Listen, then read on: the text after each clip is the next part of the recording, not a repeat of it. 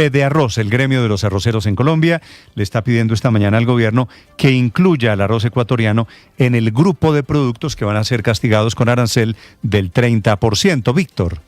Néstor, y recuerde que el gobierno colombiano dijo, vamos a ponerle el arancel del 30% a 20 productos, pero no dijo cuáles, no ha dicho cuáles hasta el momento. Es ahí donde aprovecha Fedearroz, el gremio de los arroceros colombianos, para hacerle esta petición al gobierno nacional.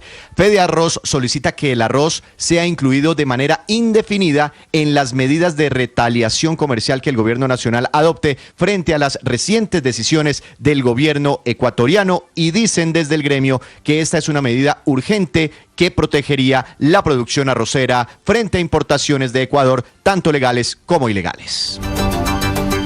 21 minutos y mucha atención, que la Cancillería ecuatoriana confirma que este domingo no puede asistir a la reunión citada por el gobierno colombiano en Ipiales, en el departamento de Nariño, para superar la tensión luego de la imposición de los aranceles del 30% anunciado por el presidente Daniel Noboa. La canciller Gabriela Sommerfeld, la canciller de Ecuador, propuso realizar el encuentro la próxima semana por razones de agenda. Mateo Piñeros.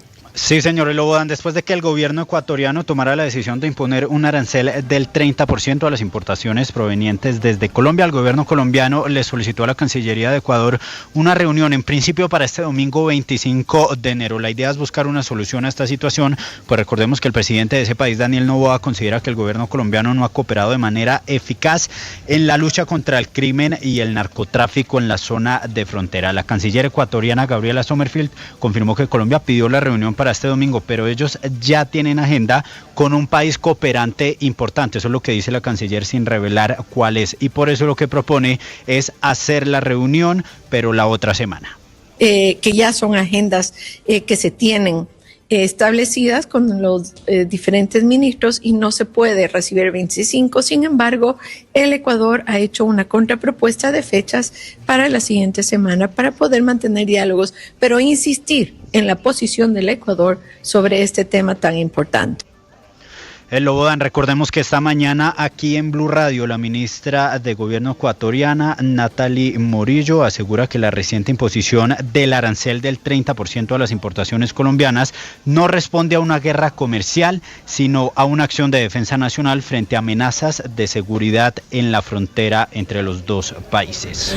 Mateo, y sigo con usted porque tiene una noticia bien importante: la comunicación que sostuvieron en las últimas horas la canciller colombiana con el propio secretario de Estado de los Estados Unidos, Marco Rubio, hablando de la preparación de la visita del presidente de Colombia para reunirse con el presidente Donald Trump el próximo 3 de febrero. ¿Qué dice la canciller sobre esta comunicación? Sí, señor Lobodan, el próximo 3 de febrero se van a encontrar en la Casa Blanca los presidentes Donald Trump y el presidente Gustavo Petro. Pues hoy, en preparación a ese encuentro, la canciller Rosa Villavicencio habló con el secretario de Estado de los Estados Unidos, Marco Rubio. Un tema importante que dice en este momento la Cancillería: en la llamada se reafirmó el deseo de ambos presidentes de que la reunión en Washington sea exitosa.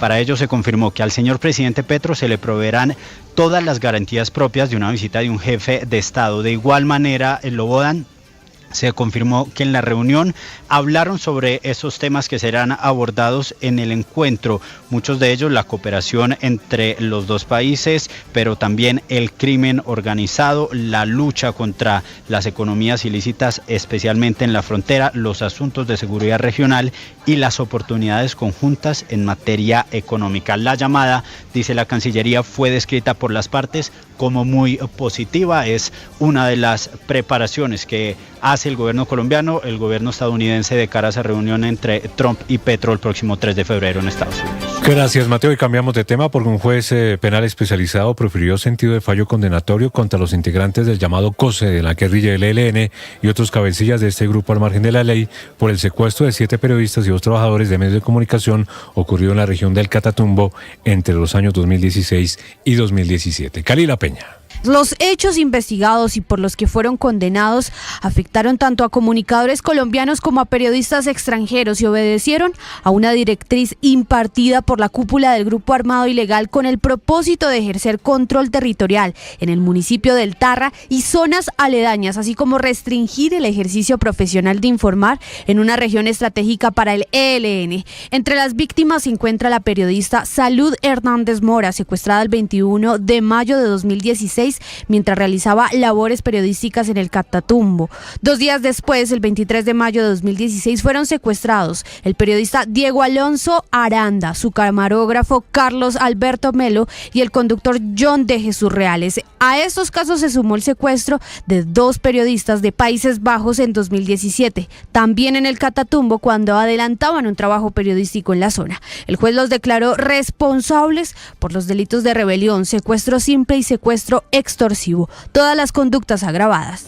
10 de la mañana, 27 minutos, iniciamos con noticias en Bogotá. Mucha atención que el presidente de la República, Gustavo Petro, acaba de declarar insubsistente al director de la Unidad Nacional de Víctimas. ¿Por qué razón, Salima Félix?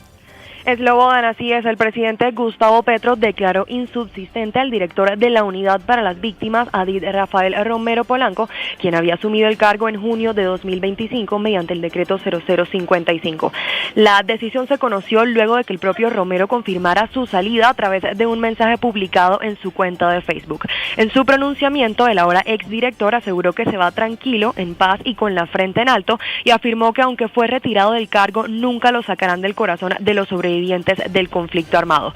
Romero destacó que durante los 7 meses y 15 días que estuvo al frente de la entidad, vivió una experiencia que calificó como de adrenalina pura, en la que, según dijo, se demostró el compromiso de su gestión como servidor público. Mediante el mismo decreto, el presidente designó a Breiner Rafael Osorio Pinto como nuevo director encargado de la unidad, quien es especialista en gestión pública y máster universitario de Derechos Humanos. Y vamos a las regiones. Bajo el agua permanecen decenas de casas, mientras que otras fueron totalmente tragadas literalmente por el río Viscuandé, esto en el departamento de Nariño. Winston Viracacha. Bajo el agua permanecen decenas de viviendas de la zona urbana y rural del municipio de Santa Bárbara de Viscuandé, luego que por más de 3 días lloviera intensamente en esta región del Sanquianga, en el Pacífico nariñense, en donde, según el primer reporte de las autoridades, al menos 700 viviendas fueron destruidas. Gabriel Ocaña, director del Comité para la Atención del Riesgo en Nariño. Así, señores, por el orden de 700, el reporte preliminar que nos da el Consejo Municipal de Gestión de Riesgo. La mayoría de estas viviendas son construidas en palafito y es en la zona rural. Exacto. Exactamente, sí. Son viviendas palafíticas, pues cercanas al río, cercanas al margen, entonces pues son las primeras afectadas. Entonces, pues según lo que reportan, pues hubo una creciente súbita. Las autoridades no reportan desaparecidos ni personas fallecidas durante esta emergencia invernal.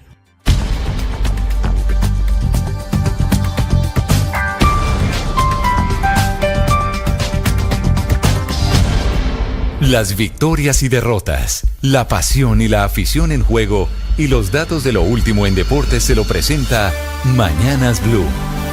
10:29, prográmense, hoy tenemos Serie A en Italia, 2:45 de la tarde, el Inter de Milán recibe al Pizza del colombiano Juan Guillermo Cuadrado. En la Liga, en España, en Argentina, Primera División, Liga, 5 de la tarde, San Lorenzo, el de Romaña, el defensa colombiano frente a Lanús, a las 6, Independiente Estudiantes, y a las 8:15 de la noche, Talleres Newell's Old Boys e Independiente Rivadavia, al que regresó Sebastián Villa frente a Atlético Tucumán. Y nuestra Liga arranca la fecha 2 de la Betplay, 6:20 en la tarde, Internacional de Bogotá frente a Cúcuta Deportivo, y a las 8:30 Deportes Tolima, Alianza Valledupar. Los deportes a esta hora en Mañanas Blue.